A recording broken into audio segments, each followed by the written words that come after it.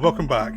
Today I'm going to talk about Juggernaut, which is a Richard Lester film that made as a follow-up to The Three and Four Musketeers. And now Juggernaut had two different directors before they started filming, both of whom either left the project or were fired. And it was one of those films that was a good idea, but no one quite knew how to do it. So with three different directors, they had a few cast members ready to go. They'd hired the ship, they had a script, but no director would stay for too long. So they'd hired Omar Sharif and Richard Harris and David Hemmings. They were the three that they'd hired. Those were the three locked in stars that helped with the financing. So whoever came in had to deal with them. So they brought in Richard Lester, who had just come off Musketeer films, and he read the script and thought there was something done with it, but the idea was good, but the execution wasn't. So he brought in Alan Plater, and they rewrote the script. They kept the general structure, but they rewrote all the characters and added depth to the characters and added details, and basically changed the mood of the film from being an actioner to being like a suspense movie with a lot of character work and a lot of interesting weird angles and a sense of looking at Britain as a country that's breaking down and looking at obsessions with these bomb experts, and it became something that the actual producer who also had written the film wasn't so keen on, but he was committed at this point. He'd hired the stars, he'd hired the boat, it was like, well, and now the director changed stuff on him who just had some massive hits. So he had to just take the hit and just say, okay, well, he's in charge, so. But he wasn't very happy with it. So that was the genesis of the film. Now, Eureka has a nice little. There has been other releases of this before, but nothing as good as this. Eureka does have a commentary and does have some documentary talking about the film from various guys, from this disaster movie to the involvement of Lester, so it's a very nice package. I managed to get it where you told the slip covers, but it'll soon be out again in Eureka. Just a normal package without the slip cover and a booklet. But the film is just great. The film is as good as a bomb in a boat movie as Speed 2 is as bad as a bomb in a boat movie. It's the best way to put it. It's like, this does everything right, where that film did everything wrong. And this is a film that's on TV all the time when I was a kid. Always on. I got to see it about 3 or 4 times as a kid just because it was always on TV. They must have had a deal on TV. Producer must have sold the TV and they must have had a deal to play it so many times. And every time it came on, I watched it because it was so good. And even at that point, I didn't know much about filmmaking. It was just like, this is a good movie. I want to watch it again. I mean, I didn't know who Richard Lester was at the time. Now I'm a big fan of Richard Lester, but this was just like one of many of his films, really. Just like one for a career. But when you watch it, you see how different he makes a film compared to other films in that era. Because this was during the disaster era where you had airport movies, which I think this film was trying to take off from. Like, the producer was trying to do an airport movie on a boat. There was, just around this time, you'd already had Side Adventure, which is another boat movie, but a boat underwater. This was a different version of that. So obviously you'd seen things that had been inspired getting this film made. But at the time, they were just about to release, they were going to release Tower Inferno and Earthquake. So those are two big disaster movies that made all the money, and this film didn't do that well. But it became one of those films that became better respected on later based on TV, because it was like, the thing about Earthquake and Tower Inferno is they're very good in the big screen, but when you watch them on TV, they're a bit boring because they're very soap operish. Well, this film is very gritty and its strength is in the character work. I mean, Richard Harris as a bomb disposal expert is far more interesting than any character in a disaster movie. He's messed up. He's like basically a functioning alcoholic who does this thing as a challenge to himself, and he's always waiting for somebody to be good at their job. The bomb people, the bombs he disposes of, he has no respect for the people who make the bombs because they're not very good at their job. When he finally deals with Juggernaut, who was the code name for the person who put these bombs on the boat, he's like, oh, finally it's someone who's actually worthwhile, like,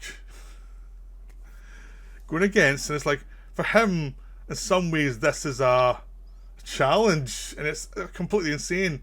And it just kind of shows up. The film goes and sees all these bomb makers who are either in jail or are reformed, and they're all quietly crazy. It's like one guy's in prison, and they're asking him for information. They're like, I don't care. I just don't care. I don't care if they die. Another guy, Michael Horton, who's just in, he's working in this dog track, and he's like, I've been out of the business for a couple of years, except for when your government hires me for something. That's only when I'm allowed to do something. He's like a guy who is bored in real life, but he has to behave. And you get the feeling that Richard Harris is just another one of these kind of guys. He just hasn't gotten there yet. So that's much more interesting dynamic than anything else. And it's also a film that takes the idea of what they do in disaster movies, but actually does it properly. In disaster movies, you jump from the person in the danger to the people outside try to help them. In this one, it's the people who they're demanding money from, which is the company, and then there's the police, and then there's a government interest. The government saying, do not pay the money, we don't want to negotiate with these people, so it's set a precedent, and they're willing to let the people die. You know, and the company is having to say, do we pay off or do we not? Because if we pay off, we lose a lot of government contracts. And the police are just trying to, are based on this case of, it's very unlikely we can solve this in the time that you've only got 24 hours. It's very unlikely we'll find this person 24 hours. Normally we do after the disaster, that's when we start to get to work. We're not really a preventionist organisation. So you have all this kind of realism. And Anthony Hopkins plays the guy in charge of the police investigation, and his family's on the boat, which normally would be embarrassing in a movie like this, but this one it just works. It's underplayed because Anthony Hopkins plays it as it's bad luck. You can see he's emotional about it, but it's bad luck. He does not whine about it. It's like, this is bad luck. I am very worried about them. And you go to the family on the boat, and instead of it being cutesy, it's like, no, the wife's trying to keep everything going, and things aren't working very well, and the children are kind of oblivious to the danger. You have Roy Kinnear on the boat as a guy who's the entertainment guy. He's trying to keep everyone happy, even though the ship's in like mid-Atlantic with terrible weather and there's a bomb in the boat and everyone's depressed, and he's still trying to keep them happy. Things like that we wouldn't get in normal movies, you get in this film. And it's like we're going to keep on going, and no matter how depressed you are, I'm going to try and keep on entertaining you, which is very British of that time.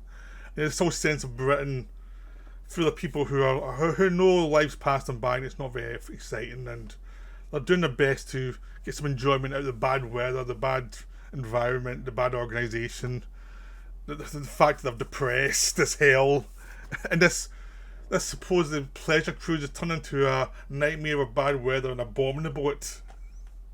So there's a lot of dark humour. And towards the end there's a mass ball thing as I try to keep myself cheerful amidst the threat of the bombs. You've got all these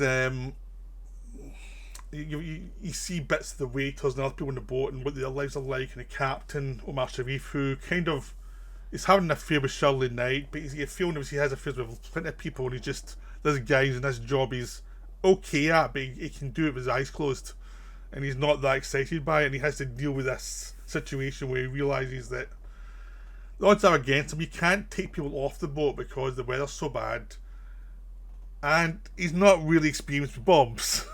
He expects me to tell him what to do, but he doesn't really. He has to try and keep the ship just moving.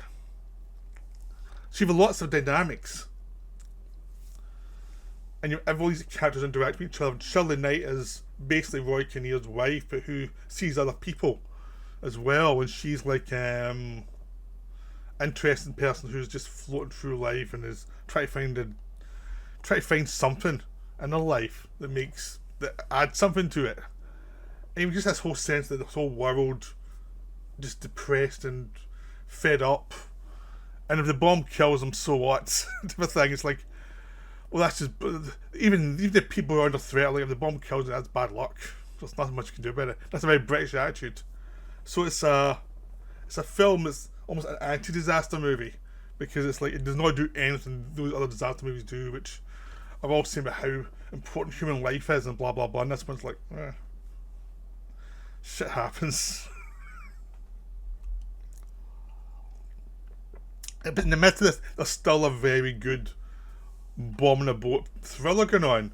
Like basically, they're in the middle of the ocean, it's terrible weather, and they have to get the experts onto the boat before they start taking it apart. And which leads to one of the best scenes in the film where they have to jump off the boat, off the helicopter, and some of these guys have been drinking that morning after disposal of another bomb or something pulled off that and are now in the water. So they've got some whiskey in them after this other job. And they have to go through this thing and have to walk, swim to the boat and pull themselves up. By the time they get to the boat in the middle of the Atlantic Ocean, they're exhausted. They have to pull themselves up, and one of the guys falls and dies. It's not like, oh, he fell and he was a bit injured, but he's okay. No, he died. And they don't even have the time to go and bring his body. And so they have to pull him, because they're now one-man short, because there's bombs around all over the place. They have to pull in one of the guys who's very technical, who's part of the crew. It's like, well, you're now the bomb disposal expert. And he's like, ah. And it's like, no, all you do is you listen to what we do and you follow exactly what we do. And don't do anything different. And the interesting thing is, in a bomb disposal film, a lot of time it's red wire, blue wire. And it's like, well, that's not interesting. And you know he's not going to die. So what it does is,